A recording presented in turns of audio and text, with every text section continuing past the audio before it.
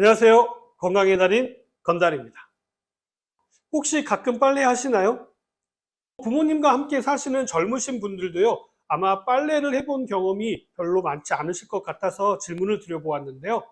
건달TV는 건강에 관련된 정보를 알려주는 곳이 아니야? 그런데 웬 빨래? 이렇게 생각하실 수 있으신데요.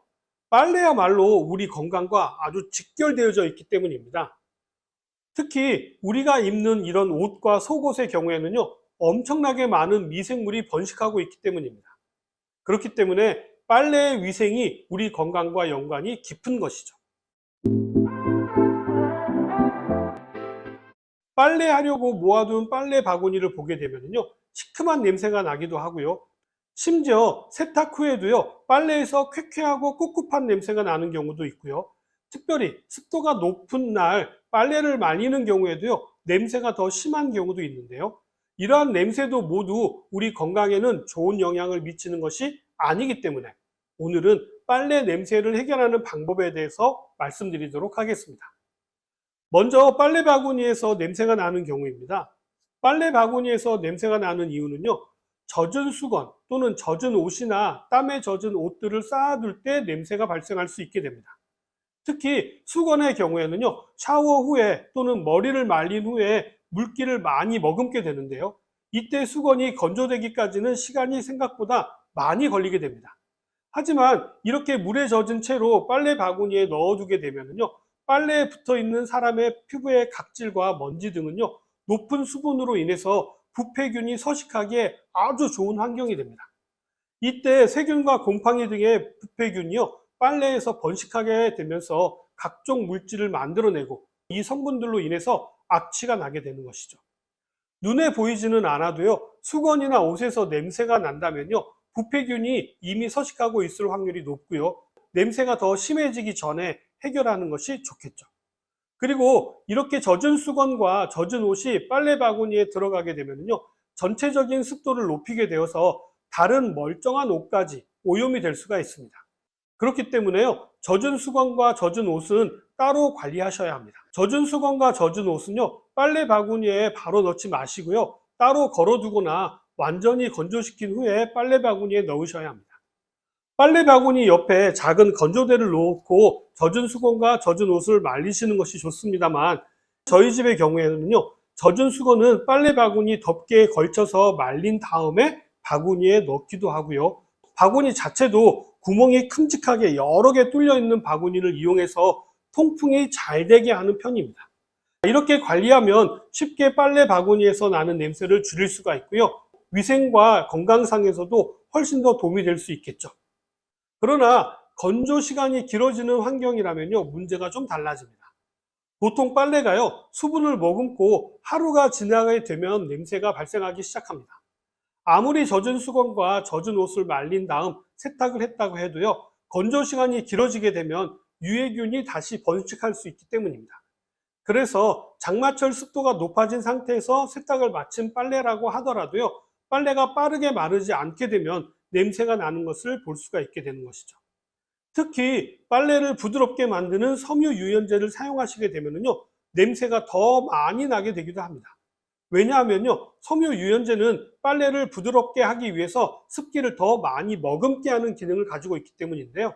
이렇게 수분 증발이 천천히 이루어지다 보니까 빨래가 더 잘 마르지 않게 되어서 냄새가 나게 되는 것입니다. 이러한 경우에는요, 예전 영상에서도 말씀드렸듯이요, 섬유 유연제 대신에 구연산이나 식초를 이용하시게 되면 빨래를 더욱 빠르게 말리실 수가 있으면서도 빨래를 부드럽게 해주고요, 옷에 남아있는 세제를 중화하는 작용까지 하게 되고 살균 효과도 있으니까 일석사조의 효과를 누릴 수가 있게 되는 것이죠. 이런 경우도 있죠.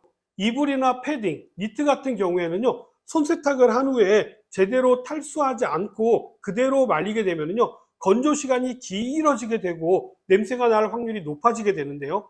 소재에 따라서 냄새가 나기 시작하면 해결하기가 어려운 경우도 있기 때문에 건조 시간에도 좀 더 신경을 쓰셔야 합니다. 손세탁의 경우에는요, 세탁 후에 잘 털고 수건으로 물기를 제거한다거나 옷을 세탁망에 넣어서 탈수를 한번 돌려주고 말리시게 되면요, 건조 시간을 줄이는 데 도움이 될 수 있습니다. 통풍이 잘 되는 곳에서 말리신다거나 선풍기나 제습기, 에어컨 근처에서 말리시면요, 좀 더 빠르게 건조하는 데 도움이 될 수 있습니다. 이러한 방법들은요, 실내 상대 습도를 조절함으로 인해서 건조 시간을 줄이는 방법입니다. 이와 관련해서 습도가 높거나 통풍이 안 되는 곳에 옷을 보관할 때도요, 빨래에서 냄새가 날 수가 있게 되는데요. 습도가 높거나 통풍이 안 되는 곳에 옷을 장시간 보관하게 되면요, 유해균이 번식하게 되는데요. 아무리 빨래를 잘 관리하고 잘 말렸다고 해도요, 통풍이 안 되는 곳에 넣어두게 되면요, 옷은 주변에 있는 수분을 머금게 되고 이로 인해서 유해균이 번식하게 됩니다. 보통 세탁소에서 옷을 맡겼다 받으시면요, 비닐에 넣어주잖아요. 이때 세탁소에서 비닐을 덮어주는 이유는요, 먼지가 달라붙지 말라고 해서 덮어주는 것인데요.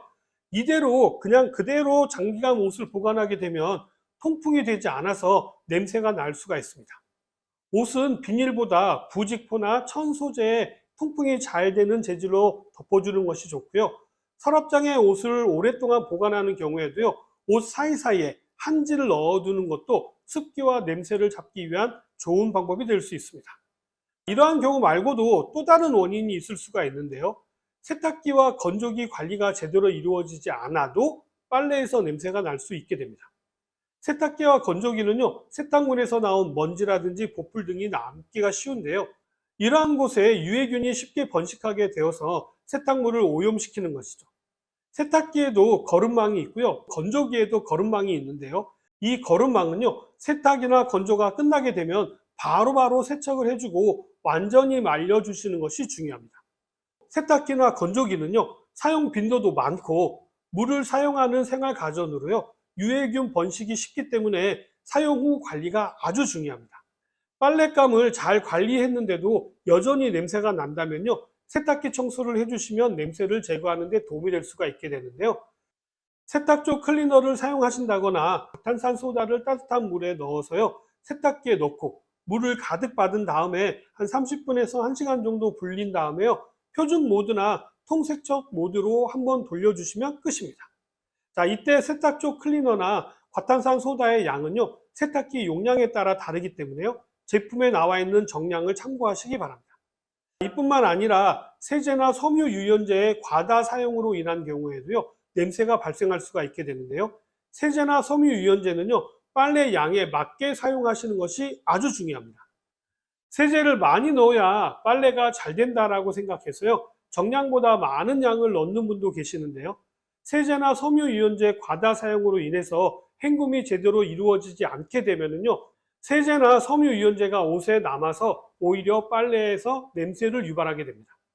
이뿐만 아니라 과도한 세제나 섬유 유연제의 사용은요, 세탁기 내부에도 세제나 섬유 유연제가 축적되어서요, 악취가 나게 될 뿐만 아니라 세탁기 수명을 단축하는 데도 영향을 미치기 때문에 각별한 주의가 필요합니다. 빨래 세탁이라고 하는 것은요, 물과 마찰이 약 80%를 차지하고요, 세제나 물 등 약 20% 정도를 차지합니다. 과도한 세제 사용은요, 세탁기에도 문제가 되고요, 환경에도 문제가 될 수가 있기 때문에 각별한 주의가 필요한 부분입니다. 그렇다면 빨래 냄새의 종류별 해결 방법은 어떤 것들이 있을까요? 시큼한 쉰내가 나는 경우에는요, 세제와 함께 베이킹소다나 과탄산소다를 첨가해서요, 세탁을 하시면 되고요. 암모니아 냄새나 꿉꿉한 냄새가 나는 경우에는요, 헹구실 때 식초나 구연산으로 마무리를 하시게 되면 도움이 됩니다.